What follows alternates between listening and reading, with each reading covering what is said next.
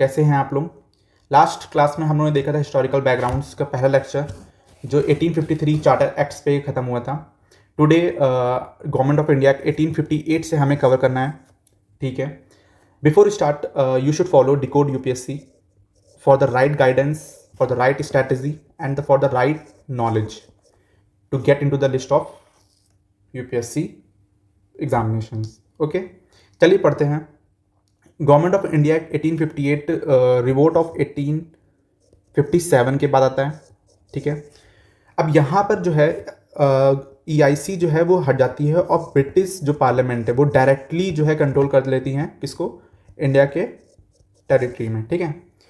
तो यहाँ पर एक एक्ट आता है जिसमें यहाँ मेंशन भी चाहे mention the government of India Act 1858, ठीक है। अब इसमें क्या प्रोविजंस हैं विच आई विल कवर। सबसे पहला प्रोविजंस इसमें है जो गवर्नर जनरल ऑफ इंडिया को वाइसरॉय ऑफ इंडिया बना दिया गया। गवर्नर जनरल ऑफ इंडिया को वाइसरॉय ऑफ इंडिया बनाया गया। सबसे पहले जो वाइसरॉय हमारे हैं वो हैं लॉर्ड कैनिंग। कौन है? Lord Canning. And he represent the crown, ठीक है। ये रिप्रेजेंट करते थे किसको? क्राउन को, ठीक है। Second thing, ended the double government जो कि पिट्स में बनी थी, याद आ रहा है? पिट्स में हम लोगों ने पढ़ा था BOC, board of control and court of director. अब ये दोनों यहाँ पर हट जाते हैं और डबल गवर्नमेंट जो चल रही थी अभी तक उसको एंड कर दिया जाता है पूरी तरह से, ओके। क्योंकि अच्छा क्यों किया जाता है, रीज़न क्या है? अच्छा रीज़न देखो, आप थोड़ा सा सोचिए। EIC अब है नहीं, अब कौन है? अब British government direct, British parliament direct क्या कर रही है?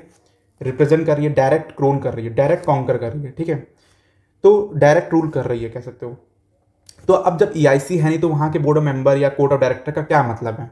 कुछ मतलब है नहीं है। इस वजह से इनको ख़त्म कर दिया जाता है। एक नया ऑफिस बनाया जाता है, created a new office that is secretary of state for India. Bharat के लिए, भारत में एक नया डेजिग्नेशन, एक नया ऑफिस खुलाता है, सेक्रेटरी ऑफ स्टेट। अच्छा क्यों खुलाता है? रीज़न क्या है कि जो वाइसरॉय ऑफ इंडिया को असिस्ट करेगा और ब्रिटिश पार्लियामेंट को क्या कर रिपोर्ट करेगा। तो ये ऑफिस जो है कह सकते हो इंटरमीडिएट है in between the viceroy and the British parliament, ठीक है, अकाउंटेबिलिटी को होल्ड करने के लिए। And they have complete authority and control over the Indian administration as I have mention, ठीक है। एक और काउंसिल बनती है establish, 15 member council of India जो सेक्रेटरी ऑफ स्टेट को असिस्ट कर रही है, ठीक है, एडवाइज कर रही है, in the sense advisory nature की होती है।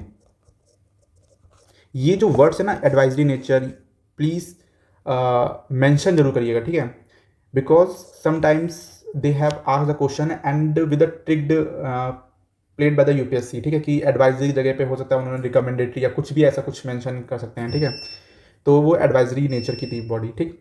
तो ये गवर्नमेंट ऑफ इंडिया में 1858 में ये चार जो है प्रोविजंस हैं जहाँ पर गवर्नर जनरल ऑफ इंडिया को वाइसरॉय ऑफ इंडिया बनाया जाता है। डबल गवर्नमेंट जो है वो डुअल गवर्नमेंट जो थी वो उसको खत्म किया जाता है। एक नया ऑफिस बनाया जाता है secretary of the state and establish 50 member council of India, okay. यहाँ पर कोई भी अभी रिप्रेजेंटेशंस की बात नहीं चल रही है, सिर्फ in order to correct the previous acts and reforms, ठीक है। तो उसको ही सिर्फ रिफॉर्म्स को उन्होंने करेक्ट करने के लिए ये लेके आते हैं। अब यहाँ से स्टार्ट होता है इंडियन काउंसिल एक्ट, इसके बाद आता है 1861, ठीक है। इंडियन काउंसिल एक्ट 1861, सबसे पहला प्रोविजन यहाँ पर आता है viceroy nominate some Indian as a non official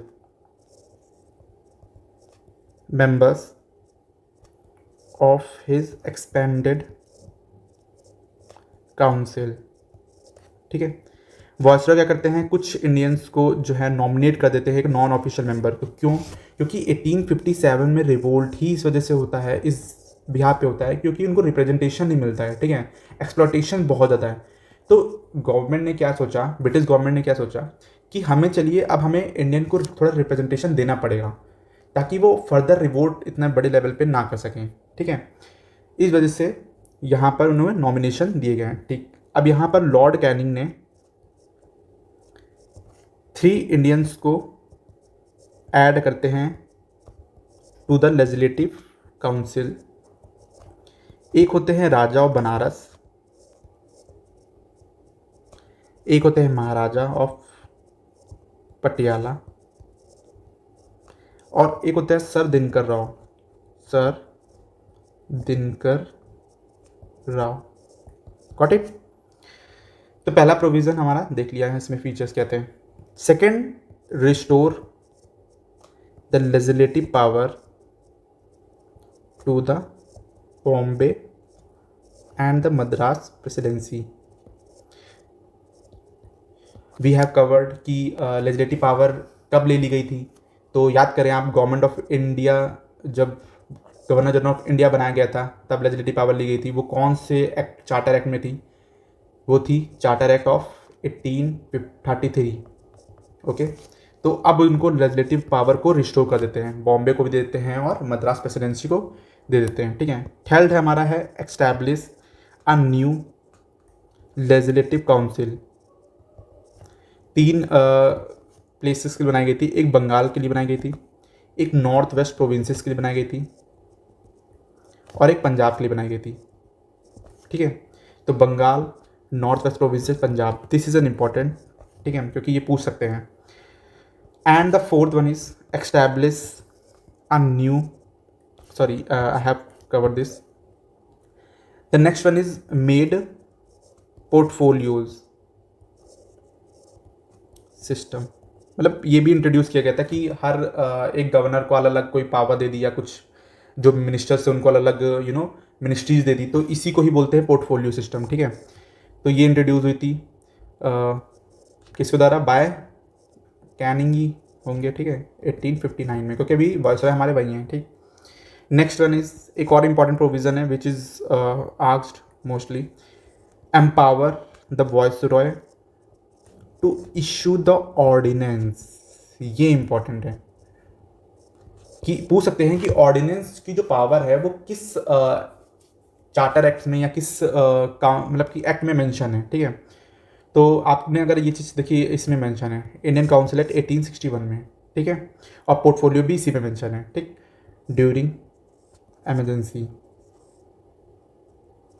without legislative council consensus, ठीक है। तो we have covered total 5 features हैं इसमें, कि पहला चीज़ है वायसरॉय नॉमिनेट करेंगे कुछ इंडियंस को as a non official member. Second is legislative power को रिस्टोर कर दी जाती है। एक नया लेजिस्लेटिव काउंसिल बनाई जाती है बंगाल के लिए, नॉर्थ वेस्ट प्रोविंसेस के लिए, पंजाब के लिए।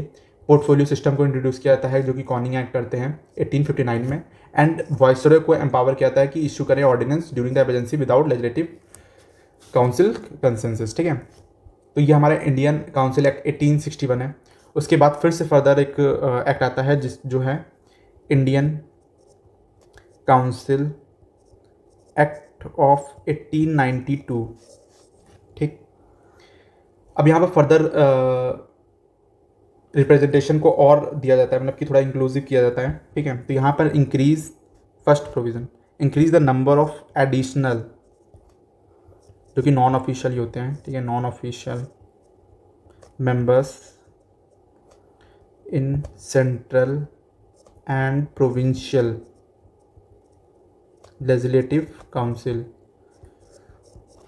Number of non official members को बढ़ाता है, but maintain the official majority. इसका क्या मतलब हुआ? इसका मतलब ये हुआ कि ब्रिटिश, अगर मान लीजिए जैसे मैं एक एग्जांपल दूं कि 10 पीपल्स आर सेलेक्टेड, ठीक है, इनको 10 लोगों को सेलेक्ट करना है। मैंने कहा 5 इंडियन को सेलेक्ट कर देते हैं, 5 ब्रिटिश को सेलेक्ट कर देते हैं, ठीक है, ठीक है। अच्छा, एक और कंडीशन मैं भी देता हूँ कि 7 ब्रिटिशर्स हो सकते हैं और 3 इंडियंस हो सकते हैं। तो इसी का मतलब है, यहाँ से आप समझ सकते हो इसको कि 7 ब्रिटिशर्स क्या हो गए, मतलब मेजॉरिटी इनकी जाता है ना, यहाँ पर तो ये माइनॉरिटी हो गए, तो इसी चीज़ को यहाँ पर ऑफिशियल कहा गया है और ये नॉन ऑफिशियल कहा गया है, समझिएगा, ठीक है। कि 7 जो ब्रिटिशर्स हैं वो ऑफिशियल हो गए मेजॉरिटी, एंड जो 3 इंडियंस हैं वो नॉन ऑफिशियल मेजॉरिटी मेंबर्स हो गए, ठीक है, मेजॉरिटी, ठीक है। तो ये हो गया difference. Okay, we have covered the first topic, that is the increase the number of additional non official members in the center and the provincial legislative council but maintain the official majority. The second one is increase the functioning of legislative council and gave them the power of discussing the budget, ठीक है, got it. And the health provision provided for the nomination of some non-official members of Central Legislative Council. उनको कौन appoint करेगा, तो viceroy करेंगे, correct. And provincial में जो है, मतलब स्टेट लेवल पे लेजिस्लेटिव काउंसिल में कौन करेगा, गवर्नर करेंगे, on the recommendation of district board, municipality and the universities ETC, ठीक है। कि क्या है कि नॉमिनेशन ऑफ द सम जो नॉन ऑफिशियल मेंबर्स थे उनको नॉमिनेशन की जो बात हुई थी, बट जो सेंट्रल लेवल पे कौन कर रहा है वो वाइसरॉय कर रहे हैं, और प्रोविंशियल लेवल पे कौन कर रहा है, गवर्नर कर रहे हैं, on the recommendation district board, municipality and the universities, correct. उनको पावर भी, मतलब बजट पहले तो उन्होंने क्या कर सकते थे, डिस्कस कर सकते थे, बट अब नाउ कुछ अमेंडमेंट उसमें कुछ भी चेंजेस करने हैं तो वो भी सजेस्ट कर सकते हैं, गॉट इट, ठीक है। इसके बाद जो हमारा एक आता है जो कि बहुत इंपॉर्टेंट होता है, अब यहाँ से 2 इंपॉर्टेंट है। सबसे पहला आता है इंडियन काउंसिल एक्ट 1909। इसका एक दूसरा भी नाम है जिसको मॉडलो मिंटो रिफॉर्म बोलते हैं, ठीक, गॉट इट। इसमें प्रोविजंस क्या क्या हैं, नंबर ऑफ मेंबर्स को फिर से बढ़ाने की बात चलेगी, ठीक है। द सेंट्रल लेजिस्लेटिव काउंसिल, ठीक है, को फिर से इंक्रीज करते हैं from 16 to 60, got it. Second point क्या होता है कि maintain official majority in centre but not necessary for the provinces. कि इन्होंने अब ये कह दिया कि स्टेट पे इंडियंस को ज़्यादा आप रिप्रेजेंट कर दो, ठीक है, ब्रिटिशर्स कम भी चलेंगे, बट आप सेंटर में जो है ऐसा नहीं कर सकते, सेंटर में अभी मेजॉरिटी किसकी है, ब्रिटिशर्स की है, ठीक है। तो ये पॉइंट जो है इंडियन काउंसिल एक्ट 1909 में आया था, got it. The third one is first time association of Indians with executive council of viceroy. एक वायसरॉय की एग्जीक्यूटिव काउंसिल होती है, ठीक है, और गवर्नर्स की भी। उसमें क्या है, इंडियंस को पहली बार ऐड किया गया था, और वो पहले इंडियंस जो हैं वो हमारे हैं सत्येंद्र प्रसाद सिन्हा,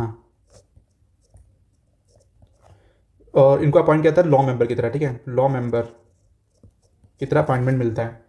ये बहुत इंपॉर्टेंट है, दिस इज इम्पॉर्टेंट, ठीक है, इस पे क्वेश्चन बन चुके हैं।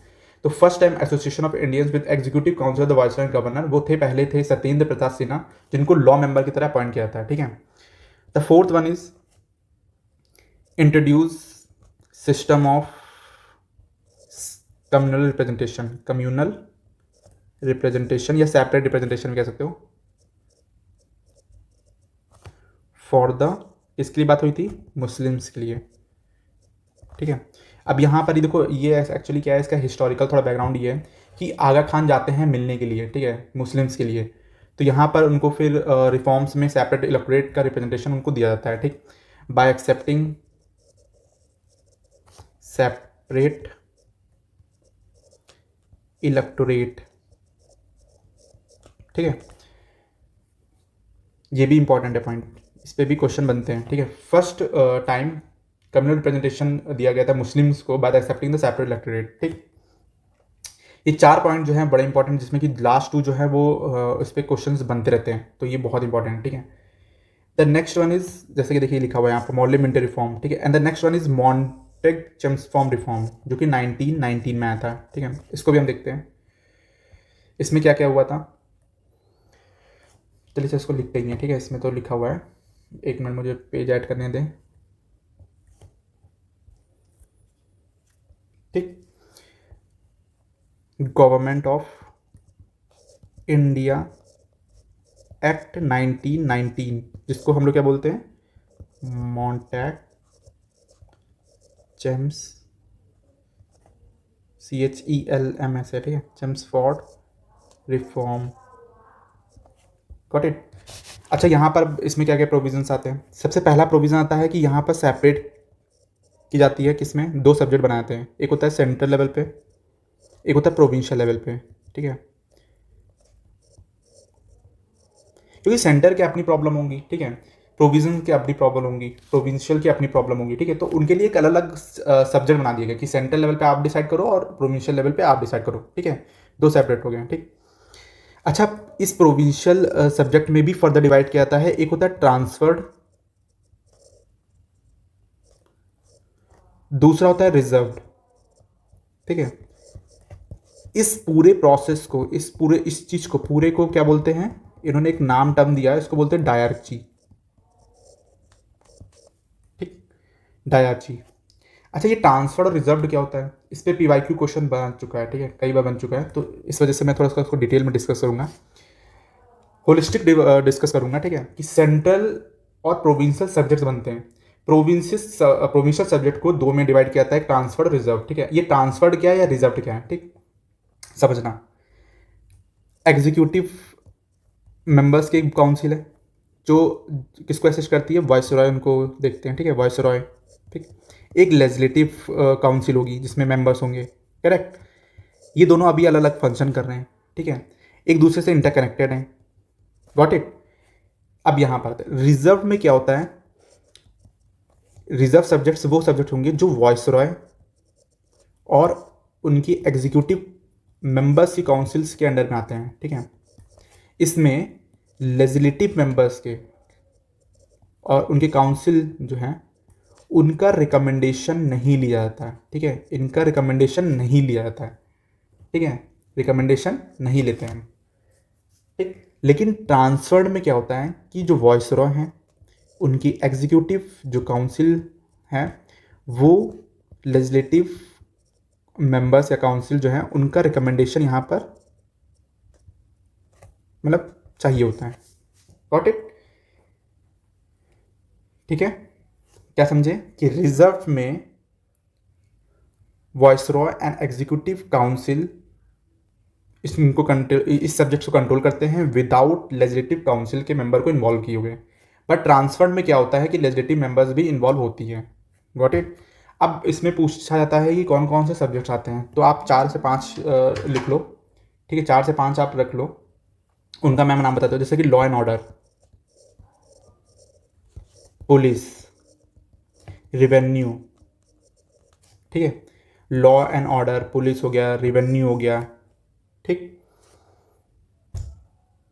और ठीक है, एक क्वेश्चन भी बन चुका है जहाँ पर उन्होंने सेल्फ गवर्नमेंट की बात की थी, सेल्फ गवर्नेंस, ठीक है, या सेल्फ गवर्नमेंट की बात की थी, तो वो ट्रांसफर्ड में आएगा, ठीक है, रिजर्व में नहीं आएगा। रिजर्व में आपका लॉ एंड ऑर्डर आएगा, पुलिस आएगा, रिवेन्यू आएगा, कोई लैंड के रिफॉर्म्स है, लैंड रिवेन्यू हो गया, ठीक है, या लैंड रिफॉर्म्स हो गया, तो वो भी तुम्हारा आपका जो है रिजर्व में आएगा, ठीक है। And one more is irrigation, ठीक है, फाइनेंस, कुछ समथिंग मॉनेटरी वैल्यू, कुछ मतलब या तो आपके पास अथॉरिटी हो कंट्रोलिंग पावर की, या तो फिर पैसे से कुछ रिलेटेड हो, तो वो रिजर्व में ही ज़्यादातर दिया मतलब रखे गए हैं सब्जेक्ट, ठीक है। तो एक मतलब मैं बहुत ही लेमन में समझा रहा हूँ, ठीक। तो फर्स्ट इस point is clear. The next point इसका क्या है, इंट्रोड्यूस फर्स्ट टाइम, ये भी इम्पोर्टेंट है, बायकैमरलिज्म। बायकैमरलिज्म मतलब, इसका मतलब होता है लोकसभा एंड द राज्यसभा, जो अभी के टाइम में है, मतलब कि upper house and lower house, ठीक है। And direct elections in country, country में पहली बार डायरेक्ट इलेक्शन जो होते हैं वो होते हैं गवर्नमेंट ऑफ इंडिया 1990 में, ठीक है। ये चीज़ याद रखना, गॉट इट है, ठीक। तीसरा पॉइंट है 3 out of 6 member of the executive council of viceroy, उसमें अब इंडियंस आ गए थे। इससे पहले उन्होंने देखा कि पहले एक इंडियन को ऐड किया गया था वॉइसरॉय के एग्जीक्यूटिव काउंसिल में, अब उसमें 3 मेंबर हो गए हैं, ठीक है। 6 में से 3 मेंबर जो है वो इंडियंस हो गए, got it. The next one is extend की जाती है क्या, कम्युनल रिप्रेजेंटेशन को किसको दी जाती है, सिख को दी जाती है यहाँ पर क्रिश्चियंस को दी जाती है, यहाँ पर एंग्लो इंडियन को दी जाती है, एंड द यूरोपियन को दी जाती है, ठीक है। ये जो मैं लिख रहा हूँ चारों, ये बहुत इंपॉर्टेंट है, यूपीएससी का सबसे फेवरेट टॉपिक है। अगर यहाँ से क्वेश्चन बनाते हैं तो ये जरूर पूछते हैं, ठीक है। तो इस वजह से 4 ये याद रखना। इससे पहले वाले में मुस्लिम को दी गई थी, आपकी बात सिख, क्रिश्चियन, एंग्लो इंडियंस और यूरोपियंस को दी गई थी, ये याद रखिएगा, ठीक है, बहुत इंपॉर्टेंट है। The next one is grand franchise.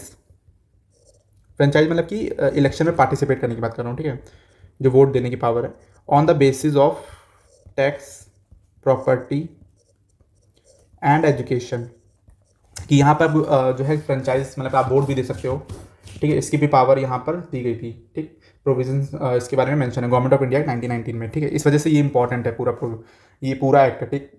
And the first time establishment of पीएससीज, जो सेंट्रल पीएससी की बात करते हैं, जो यूपीएससी है इस टाइम, ठीक है, वो 1926 में बना था for the recruitment of civil servant, got it, कि establishment of PSC, central PSC बनाया गया था 1926 में फॉर द सिविल सर्वेंट के रिक्रूटमेंट के लिए, ठीक है।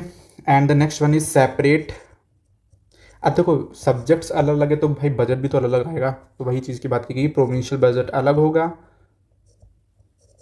और सेंट्रल बजट अलग होगा, ठीक है, गॉट इट। एक और इम्पॉर्टेंट चीज़ है, create a new office of high commissioner of India. अच्छा, ये जो ऑफिस बनाया जाता है, ये बनाया भी गया था कहाँ पर, लंदन में बनाया गया था, ठीक है, लंदन में, ठीक है। और ये ज़्यादातर मतलब कि इनका रोल ये होता था कि ये क्या करते थे, ये इंडिया का जो भी ट्रेड है यूरोप में, उसको देख मतलब लुक आफ्टर करते थे, ठीक है, यूरोप में, ठीक। 6 ईयर्स के लिए बनाई गई थी, गॉट इट। तो ये भी पॉइंट इंपॉर्टेंट है, ठीक है। We have covered in detail Government of India 1919, ठीक है, ओके। नेक्स्ट चलते हैं। तो before we discuss the government of India 1935, एक कमीशन वहाँ पर आता है जिसकी बहुत हिस्ट्री में हम लोग पढ़ेंगे इनके बारे में, साइमन कमीशन, ठीक है, साइमन कमीशन आते हैं, ये आते हैं 1927 में, ठीक। 7 मेंबर की बॉडी होती है, ठीक। ये अपनी रिपोर्ट देते हैं 1930 में, ठीक है, और कुछ रिकमेंडेशंस इसमें होती हैं, ठीक। फिर इनको इन्वॉल्व किया, कुछ इनके चीज़ों को इन्वॉल्व किया था गवर्नमेंट ऑफ इंडिया 1935 में। एक मैं थोड़ा सा ओवरव्यू दे रहा हूँ यहाँ पर, अभी इसको हम डिस्कस नहीं करते, इसको हिस्ट्री जब हम क्लास करेंगे तब हम इसको डिटेल में डिस्कस करेंगे, ठीक है। ठीक, साइमन कमीशन बना था बीच में, ठीक, उसके कुछ प्रोविजन जो है गवर्नमेंट ऑफ इंडिया 1935 में आते हैं। अब इसको डिटेल में डिस्कस करते हैं। Government of India 1935, this act is most important, मतलब ये जो एक्ट है यहाँ से बहुत कुछ बोरो किया है हमारे इंडियन कॉन्स्टिट्यूशन में, ठीक है, तो इस वजह से ये बहुत इंपॉर्टेंट है। अच्छा, सबसे पहले चीज़ है, इसमें 321 सेक्शन है, ठीक है, और 10 शेड्यूल हैं, ठीक, 321 सेक्शन है और 10 शेड्यूल है। इसके कुछ प्रोविजंस हम देखते हैं। सबसे पहला प्रोविज़न है कि establishment of all India federation. ये एक बॉडी होती है, ठीक है, जहाँ पर प्रोविंशियल जो भी प्रोविंसेस हैं, ठीक है, जो भी प्रिंसली स्टेट है उनको रिप्रेजेंट कर रही थी, ठीक है, प्रिंसली स्टेट्स को रिप्रेजेंट करने की एक बॉडी होती है, मतलब कि आपस में कंसेंसस के लिए, ठीक। 3 लिस्ट के बारे में मेंशन है, 3 लिस्ट, जैसे हमारा यूनियन लिस्ट होता है, स्टेट लिस्ट, कंकरेंट लिस्ट, तो 3 लिस्ट के बारे में मेंशन है, federal list, provincial list and the third one is concurrent list. ठीक, फेडरल लिस्ट में 59 आइटम्स रखे गए हैं। ठीक है, आइटम्स रखे गए हैं, थोड़ा मैं पेन चेंज कर दूँ। ठीक, 59 आइटम्स रखे गए हैं, 54 आइटम्स रखे गए प्रोविंशियल में एंड 36 आर्टिकल रखे गए हैं आपके कंकरेंट में। ओके, और जो रेसिडुअरी पावर होती है, रेसिडुअल पावर जो है वो किसके पास होगी? सेंट्रलाइज अथॉरिटी के पास। कौन है? वाइसरॉय। Got it? ठीक है, हमारा एक प्रोविजन ये हो गया। दूसरा ये हो गया, थर्ड प्रोविजन क्या है? अबॉलिश डायरची। हम लोगों ने अभी पढ़ा उसको। ठीक है, क्या होता है? कहाँ पर? प्रोविंसेस में हटा दिया डायरची,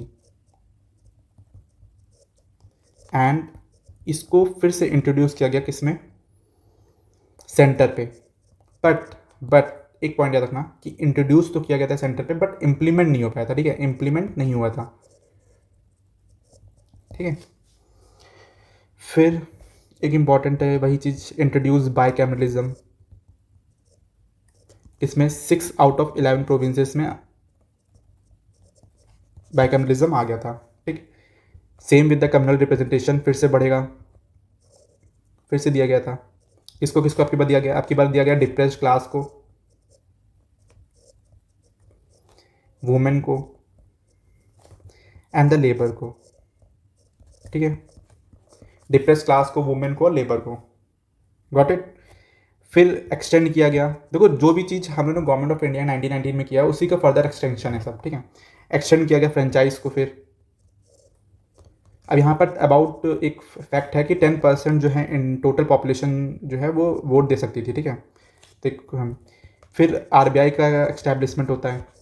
ठीक है, फिर आपका जो स्टेट के जो पीएससीज हैं, ठीक है, यहाँ वो बनते हैं। ठीक, और establishment of federal court which set up in 1937 में। ठीक है, एक ये भी बनाया गया था। समझ में आया? पूरा डिटेल में समझ में आ गया गवर्नमेंट ऑफ इंडिया 1935 क्या है।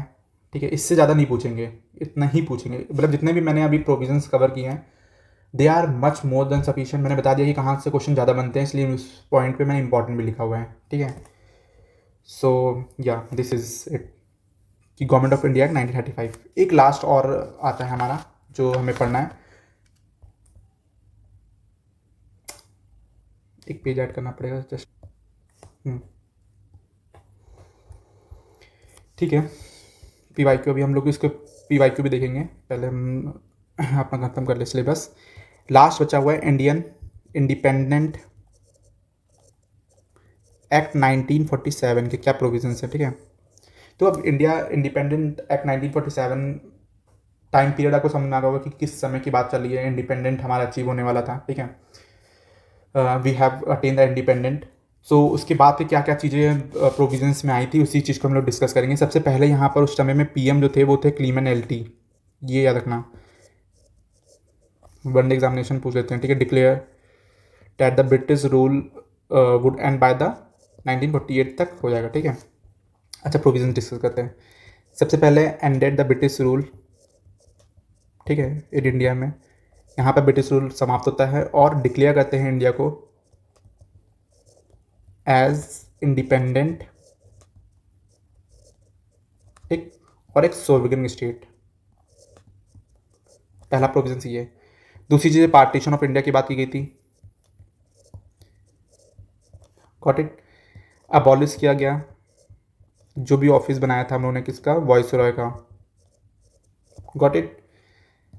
एम्पावर किया गया कॉन्स्टिट्यूशन असेंबली को टू फ्रेम कॉन्स्टिट्यूशन। ठीक है, the next one is abolish the office of secretary of state. ठीक है, next one is grant freedom to Indian princely state, जो भी प्रिंसली स्टेट्स थे उनको फ्रीडम दिया गया है कि आप या तो फिर इंडिपेंडेंट न्यूट्रल रहना चाहो तो न्यूट्रल रहो, या आप इंडिया को ज्वाइन करना चाहो तो इंडिया ज्वाइन कर लो, या तो पाकिस्तान को जाना चाहो तो पाकिस्तान को ज्वाइन कर लो, ठीक है। तो ये इनके पास एक चॉइस रखी गई थी। Next, he designated governor general of India and the provincial जो गवर्नर थे उनको कॉन्स्टिट्यूशनल हेड बना दिया गया इसका स्टेट्स का। मतलब ये दो अभी तक डेजिग्नेशन दिए गए थे, ठीक है, मतलब ठीक है, कंटिन्यू रहे हैं, ठीक है। And dropped the title of emperor of India, ठीक, from the royal title of king of England. मतलब टोटल इन द सेंस ये है कि एम्परर ऑफ इंडिया का जो टाइटल जो था बहादुर शाह सेकेंड वाले जो थे उनका मतलब ड्रॉप कर दिया गया था। अब यहाँ से कम्प्लीटली मुगल खत्म हो जाता है और यहाँ से फिर हम लोग का स्टार्ट होता है, मतलब मुगल एरा ही खत्म होता है पूरा वहाँ से, ठीक है। The next one is it discontinue appointments, ठीक है, टू सिविल सर्विसेज एंड जो भी रिजर्वेशंस थे आपके पोस्ट के by the secretary of state for India, ठीक है। बहुत गंदी राइटिंग लिख रहा हूँ, आई नो, ठीक है, तो आप इसको लिख लेना, ठीक है। तो ये सब इंडियन इंडिपेंडेंट एंड 1947 में प्रोविजंस की बात हुई थी, ठीक। We have covered in detail कि जितने भी हिस्टोरिकल बैकग्राउंड से जितने भी आर्टिकल्स रिफॉर्म्स हुए हैं we will discuss in detail. इससे ज़्यादा कुछ नहीं पूछेंगे, टू बी वेरी ऑनेस्ट, ठीक है। इतना ही आपको कंप्लीट करना है। एंड यस, कुछ PYQ हम लोग देख लेते हैं, जैसे कि हम ये इंश्योर हो जाए कि हाँ ये इंपॉर्टेंट है। जैसे कि चार्टर एक्ट 1813 में जो क्वेश्चन आया हुआ है, consider following statement about the Charter Act 1813, it ended the trade monopoly of the EIC except the tea and China trade. मैंने बताया था कि ये बहुत इंपॉर्टेंट है, देखो यहाँ से क्वेश्चन बनते जरूर हैं। It asserted the sovereignty of the British crown over the Indian territory, revenue of India were controlled by the British parliament, ठीक है। इसका आंसर 1, 2 है, ठीक है। मतलब ये स्टेटमेंट सही, ये स्टेटमेंट सही, ये गलत है, ठीक है। The next one is concept of dyarchy in the context of Indian history. The term dyarchy क्या है, देखो, division of the central is related the two houses, अभी आपने पढ़ा नहीं। इंट्रोड्यूस द डबल गवर्नमेंट नहीं, ठीक है। हैविंग 2 सेट ऑफ रूलर्स नहीं, and division the subject related this division into the 2 category, get is correct, ठीक है। देखो आपने खुद ही देखो, CSC का क्वेश्चन है, ठीक। और भी हैं, ये भी CSC का ही है। रेसिडुअरी पावर की बात अभी देखो मैंने मेंशन किया। इन द फेडरल की federation established by the government of India 1935, the residuary power was given to, किसको दिया गया था, गवर्नर जनरल, ठीक। गवर्नर जनरल मतलब governor general of India, viceroy की बात कर रहे हैं, ठीक। गवर्नर जनरल पे आगे क्वेश्चन आया, पूछा कि गवर्नर ऑफ इंडिया कब बनाया गया था, बहुत अच्छे से आपको पता है, डी, है ना। देखिए CDS में क्वेश्चन आया हुआ है, गवर्नमेंट ऑफ इंडिया एक्ट 1919 के बारे में बात की गई है। Which of the following statement of the government of India Act 1919 is correct, it introduce directly in the provincial executive, it introduce bicameralism in the centre. ये दोनों ही हम लोगों ने पढ़ा हुआ है अपने डिटेल में, ठीक है। फर्स्ट वायसरॉय की बात की गई है, governor of India 1858 transfer the administration of India from the EIC to crown, who was the first viceroy, अब भी हम लोगों ने कवर किया हुआ है किसको, लॉर्ड कैनिंग, ठीक है। अब देखो NDA में भी क्वेश्चन इसमें बनाए गए हैं। Separate electorate we have mention 1919 में, ठीक है, तो किसको दिया गया था, है ना, double government, who acted which act establish the board of control to manage the political affair in the court of directors for the commercial affair, it's act of 1854। ये देखिए आप, NDA में क्वेश्चन आया, CDS में आया हुआ और CSC में आया हुआ है, ठीक है। सोचिए अब अगर ये चार क्वेश्चन इसमें आए हुए हैं, ठीक है, 2-3 क्वेश्चन इसमें आए हुए हैं और भी बहुत सारे भी हैं, ठीक है। तो दिस इज़ द रेलिवेंस कि इतना आप कर लो, मोर देन सफिशिएंट है। हिस्टोरिकल बैकग्राउंड आपका खत्म हो चुका है पूरी तरह से, ठीक है। So for further video please follow this channel decode UPSC।